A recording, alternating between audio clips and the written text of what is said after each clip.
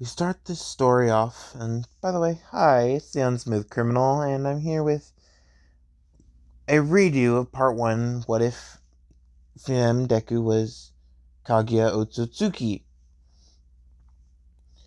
So let's get back to the story. So we start off with a man telling a story. And this story says, once upon a time there was a beautiful girl who saw this fruit. And this fruit was on this giant tree with a giant flower on it. And this fruit glowed. It was the most beautiful thing in existence. And it didn't grow on just any tree, it grew on the world tree. And this woman, being one of the first humans, was greedy. And she wanted the fruit for herself because of its beauty and the rumors of it being able to give her unmatched beauty and unmatched abilities. And these kids are just entranced with this story, and he continues and says, so one day, this woman ran up to the fruit and picked it from the tree and took a bite out of the fruit. And once her teeth sank into the fruit, it disappeared. And this orb, this black energy started to form around her. And this tree went from this calm, lovely looking tree to this snarling, hungry beast. And oh, and this beast looked at this orb and it started getting sucked into this orb. And it started shrinking and shrinking, and all of a sudden it's gone. Then the orb slowly fades away, and this woman who once was beautiful now had a third eye. Her eyes were completely white, her hair completely white, and she had some horns. And she went on to create a kingdom, and this kingdom, she had two sons, and these sons made themselves lineages, and these lineages died out in the ninja world that used to be thousands of years ago ceased to exist. And on the same day this story was told, it's the anniversary of the eating of the fruit. It's the 4,000th year of this fruit being eaten. And this baby is born with pure white hair and a slit down the middle of its forehead. And this baby is not the normal, average, everyday baby. It's a little smaller than normal and pale. Pale white. It's like ghostly white. And this child is brought up to be around 4 and taken to the quirk doctor. And the quirk doctor has a quirk to let him see what the quirks of other people are. But they must have had at least a few seconds of it on at some point. And he puts his hand over her head and she goes, can you please move your hand? I can't see. And her eyes are wide open. And he goes, but I'm not covering your eyes. And she goes, what? But I can't see. And she focuses on her eyes, and all of a sudden her veins start popping out. And she could see 360 degrees around her. And there's a flower pattern in her eyes that gets more defined. And it's a very light pink flower pattern in her eyes. And if anybody knows what the tensegon is, that's the tensegon. And not two dots,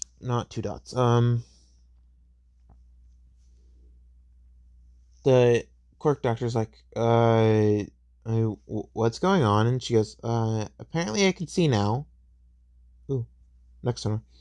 But apparently I can see now, but I can see everything. And he's like, okay. And he keeps his hand there and he's focusing and concentrating. And he sees what her quirk is. And all it says is fruit thief.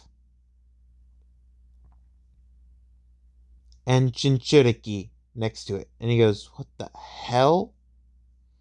And she asks, is everything okay? And she's like high school level smart while she's only 4 years old. And he goes, yes, yes, yes, everything's fine. But apparently, your quirk's name is Fruit Thief, and it has a secondary name, Jinchuriki, of the Ten Tails. Think of creepy, ominous music starting. Creepy pasta. No. But she's like, okay. And she's just completely confused, and she stops focusing on her eyes for just a tiny bit, and her eyes deactivated. She can still see. And he goes, is everything okay? And she goes, yeah. And she starts blinking rapidly, and she's like, my eyes feel irritated. And all of a sudden, the split down her forehead opens to reveal another eye. And it's not the Rene Sharingan. It's not even close to being the Rene Sharingan. It's a deep blue eye with cracks forming in it. And he goes, what the hell? So he takes a picture of the eye, and the flash goes off, and she blinks, and the eye shuts, and he doesn't get a picture of it. And he goes, oh crap. So he turns the flash off, and he takes a picture of the eye, and the eye is fully open. And it blinks every once in a while with the rest of her eyes. And he goes, okay, so it looks like you have three eyes. And he saw that there was protrusions on the top of her head. And he goes, and it looks like you may get horns in the future. And she goes, what? And he goes, yes, so um I want you to come to court counseling. And she goes, sure. And so later that night, this feeling when she falls asleep is like there's something stirring inside of her. So when she actually does fall asleep, she appears in this jail. Not just any kind of jail, it's a medieval dungeon. And she walks up to the only cell that's there and sees that it's locked. And she walks up to the cell door and she peers through it and she can't see anything. And she tries to focus on her eyes so she can see better, like that time that she saw everything, including the dark spots in the dentist, not the dentist, the quirk doctor's room. And she can't see in there. And then she blinks and is like, ow, my head hurts. And all of a sudden she opens and the third eye opens.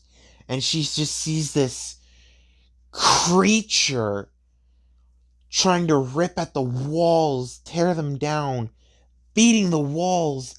And it's like so far out. But it looks so small, and it doesn't look vicious or anything. It looks scared. It looks hurt and scared. So she walks completely up to it and she signals for it to come towards her, and it starts to go towards her, and it gets to the gate and it tries to touch her. And it doesn't just try to touch her, it tries to rip her apart.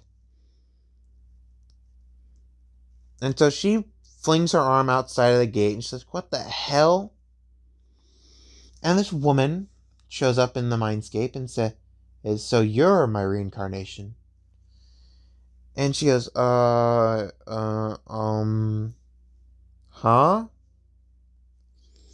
And her name is Izumi, and she goes, excuse me? I don't know who you are. And Kaguya says, my name is Kaguya Otsutsuki. I'm the one who stole the fruit. And you, little lady, are the one that gains my powers and is to keep the nine tails. And she points to the little creature in the bars at bay. And Izumi goes, what do you mean I have to keep it at bay? And Kaguya says that the nine tails is a force of nature, and it can cause volcanic eruptions, it can cause earthquakes, it can cause landslides, it can cause any kind of natural disaster on a scale of tenfold by just being released. And Izumi gets freaked out by this and says, oh, okay, and I'll be right back. And so Kaguya says, I shall teach you how to use its power to keep it at bay. And Izumi says, okay, first off, who are you? And second off, what is this about a 10-tailed beast? All I see is a baby animal and it's injured and frightened. And Kaguya starts to laugh at this, going, that is no baby. That is its real size, and if you allow it to gain energy and grow to its mature state, it will be released, and it will destroy the world 10 times over. And Izumi's like, wait. What? Kaguya goes, yes, and I have trapped you in here for the next 10 years. And Izumi goes, whoa.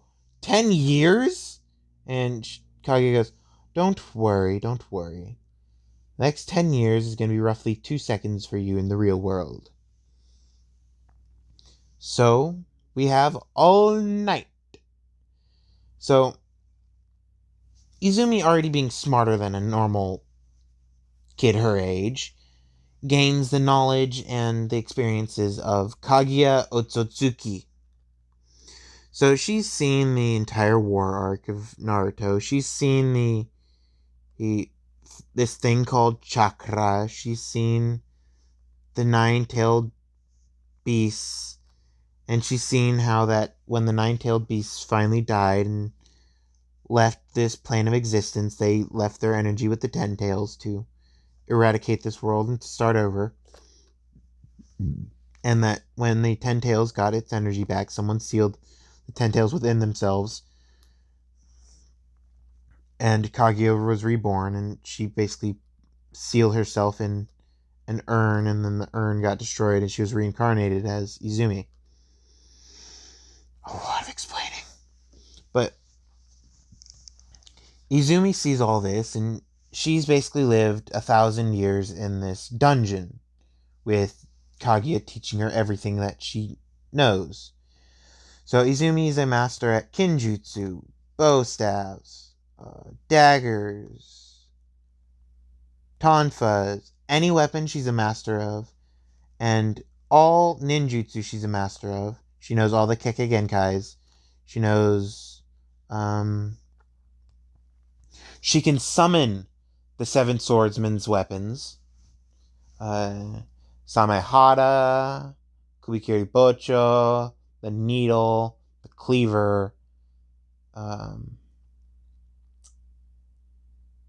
two-handed handled sword, and the rest of them. And she can summon those just by will, and she has yin and yang release, yin release and yang release, genjutsu, taijutsu, She has yin yang release, creation of all things. She has all the paths, and she knows how to use her dojutsus. She's got the Sharingan in her eye. She's got the Renegan in her eye, on her eye that is basically her inner eye, and she's got the ability of the Byakugan and Tensegan. Okay. And the new Gon that Baruto has. I don't know the name of it. She has that ability too. So she can see the aura of people, if they're lying or not, if they're a good person or not. So when she wakes up that morning, she's like, oh god. And she's in the body of a 4-year-old still, and he basically put a seal on herself to act like a 4-year-old, and each year she gains since she was basically alive for millennia, she gains 1/11 of the memories that she made in the dream world, and her eye is the seal. Her eye currently is a dark blue, and it only has one crack. It's supposed to have 12 cracks in it instead of concentric circles and and 9 tomoe. It's just gonna have 12 cracks in it, and I'll make a design. Hopefully I'll be able to make a design and get it out to you guys on Discord. I'm gonna put it on Discord. I'm not gonna show it in the videos. So if you guys want to join my Discord, I'll put a link in the description. You guys can join my Discord that way. So, oh, and tomorrow, this is being recorded on the 28th, not 28th, the 24th, the 25th of April, Pacific Standard Time, or California Time, whatever you want to call it, noon, California Time, or Pacific Standard Time. I'm going to be going live on YouTube, and I'm going to be going live on Discord. So you guys can join the Discord call to be on a live what if, and I'm going to be writing suggestions and understanding, and I'm having only the top 10 what if suggesters be able to join. So I think I have 2 more slots open, or maybe 3 more slots open in my Discord right this second. But this is going to be the end of this what if part, and this is going to be a redo. I'm going to be redoing this whole entire series. But this is also an update for you guys. If you guys want to join my Discord, I'm putting a link in the description. And if you guys want to become a part of the top 10 every week, I'm going to go through and see who made the best suggestion and which suggestions I acted upon. So I'll make you a member of the top 10 and kick somebody off. So it's going to be a constant fluctuation between people, and hopefully I can keep up with you guys, because if you guys join and there's close to 500 people constantly suggesting what ifs, I can't keep up with all the what ifs. So hopefully you guys can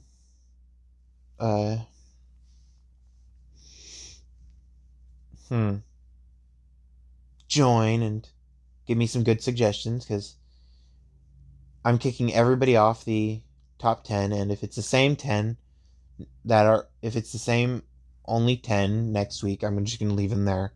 But if there's more people and more people start joining my Discord, I'll start choosing a new 10.